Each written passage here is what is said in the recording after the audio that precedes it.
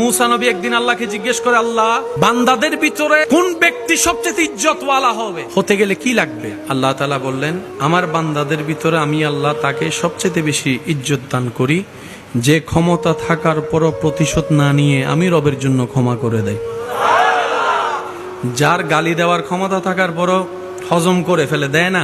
মারার ক্ষমতা থাকার পরও মারে না, যা বাদ দিলাম, আমার কাছে তোর অপরাধ একটা, আমি একটার জন্য যে রাগ দেখাচ্ছি, আমার হাজার অপরাধ তো আমার আল্লাহর কাছে জমা আছে, জানা আছে।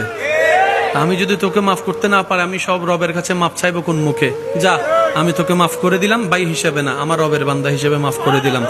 রব বলে যে মাফ করা তো আমার শান, তুই কেন মাফ করলি? তখন বান্দা বলে যে আল্লাহ, আমি শুনেছি তুমি মাফকারীকে ভালোবাসো, ক্ষমা করলে ভালোবাসো, তোমার ভালোবাসা পাওয়ার জন্য, তোমার প্রিয় হওয়ার জন্য আমি মাফ করে দিলাম। রব বলে, যা, তুই তারে মাফ করেছিস, আমি তোরে মাফ করলাম। মাফ করা মানে মাফ পাওয়া, মেহমানদারি করা মানে নিজের রিজিকে বরকত আনা, অন্যের মুখে হাসি ফুটানো মানে নিজের জীবনে শান্তি আনা, অন্যকে রাস্তা করে দেওয়া মানে নিজের জীবনের জন্য রাস্তা 12টা খুলে যাওয়া। সেজন্য রবের জন্য যা করে, মান জাআ বিল হাসানাতি ফালাহু আশরু আমসালিহা, সর্বনিম্ন 10 গুণ বেশি পাওয়া হয়। আর রব্বুল আলামিন কখনো ওয়াদা ভঙ্গ করে। আল্লাহ আমাদেরকে পাওয়ার মতো যোগ্যতা অর্জন করার তৌফিক দান করুন। যা শুনে আপনাদের খুশি মনে সুবহানাল্লাহ বের হচ্ছে, সেটা যদি আপনারা নিজেরা করতে পারেন, তখন আপনাদেরটা দেখে পরবর্তী প্রজন্ম সুবহানাল্লাহ বলবে।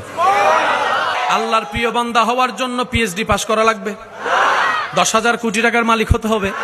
আল্লাহর প্রিয় বান্দা হয়ে কবরে যাওয়ার জন্য রেঞ্জ রোভার লাগবে, ল্যান্ড ক্রুইজার লাগবে, রিক্সা লাগবে, সাইকেল লাগবে, পালসার লাগবে, সুন্দর কাপড় লাগবে, ফাটা গেঞ্জি লাগবে, কিচ্ছু লাগবে না, শুধু সুন্দর একটা মন লাগবে, নিয়তে পরিষ্কার লাগবে, যেটা অলরেডি আগে থেকে রব্বুল আলামিন সবাইকে দান করে দিয়েছেন। কিন্তু রাজত্ব নিয়ে ফেলেছে শয়তানে।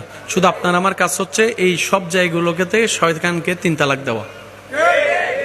আমাদের মনের সৌন্দর্য নষ্ট করেছে কে? আমাদের ঘর নষ্ট করছে কে? আগে তারে বাইর করা, গেট আউট, গেট। তো সে তো অন্ধকার, আলো কখনো সইতে পারে না, আমাদের মনটাও নোংরা করে দিল। আপনি আমি কি মুখে বৃদ্ধ হাত বুটুকে তাকে বের করতে পারবো? তখন রব্বুল আলামিন বলে যে তুই একটা কাজ কর, টেনশন করিস না, তোর অন্তরে আমার হাবিব নবীর প্রেম ঢোকা, আমি রবের ভয় ঢোকা। এগুলা যখন নূরের বাতি জ্বলবে, অটোমেটিক শয়তান এমনি বের হয়ে যাবে। আমরা মানুষ, আমাদের চাওয়া অনেক বড়, লিস্টই অনেক লম্বা, যোগ্যতা যদিও নাই, চাইতে কিন্তু আমরা কিপটামি করি না। আমরা বড় আশা করতে কখন